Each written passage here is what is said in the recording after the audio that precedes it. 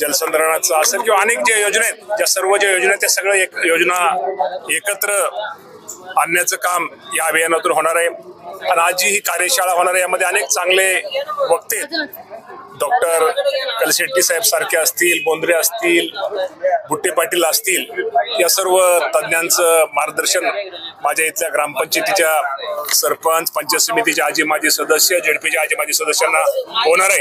आणि ह्याचा निश्चित प्रकारे लाभ हे प्रत्येक जणाच्या गावाच्या विकासासाठी, एक गावाचा एक विकास, गावाचा एक चांगल्या प्रकारचा आराखडा तयार करून सर्व गावाला एकत्र आणून त्यातनं हा एक विकास, शाश्वत विकास होणार आहे, असा आजच्या या अभियानाचा एक उद्देश आहे।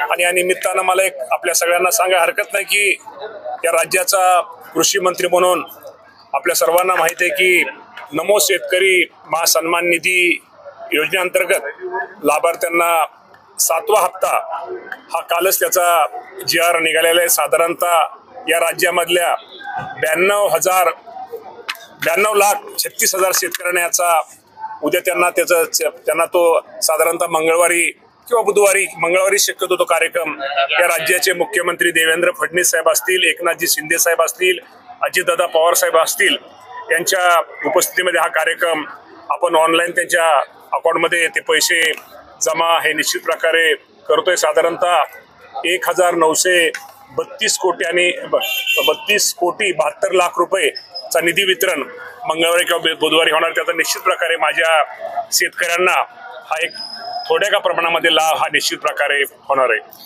मामा, काल ज्या पद्धतीने मराठा आरक्षणासंदर्भात राज्य सरकारने GR काढला, त्यानंतर ओबीसी समाजात मोठी नाराजी पाहायला मिळते।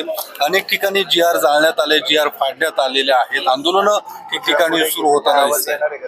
अशा सरकारचं तुम्हाला एकच सांगतो, हे सरकार सर्वांना बरोबर घेऊन चालणार आहे।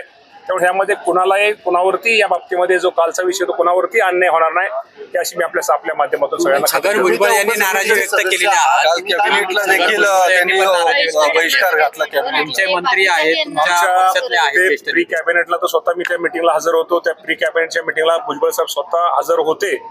असं मला वाटत नाही त्यांनी बहिष्कार वगैरे टाकला असावा।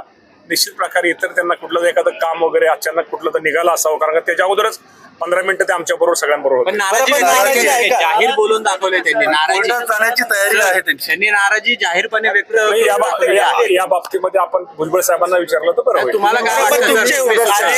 तुम्ही उपसमितीचे सदस्य आहे, तुमची भूमिका काय असणार आहे? जी ओबीसीची मंत्री उपसमिती GR आलाय, तुमचं नाव आहे त्याच्यामध्ये, तुम्ही ओबीसीचे मंत्री म्हणून नेमकी काय भूमिका घेणार? अजून त्याची काय कार्यप्रणाली कुठं अजून निश्चित झालेली आहे, तेव्हा निश्चित प्रकारे आता त्यावेळेस बैठका ज्यावेळेस होतील त्यावेळेस तो योग्य तो निर्णय सगळ्या होईल। आणि सर्व आपल्याला नुसतं ओबीसी किंवा नुसतं मराठा समाज, आपल्याला सर्वांना बरोबर घेऊन हे राज्य न्यायचं। त्यामुळं सर्वांनाच बरोबर घेऊन आणि सर्वांचाच विकास आणि सर्वांनाच न्याय देण्याची भूमिका ही राज्य सरकारची राहणार आहे।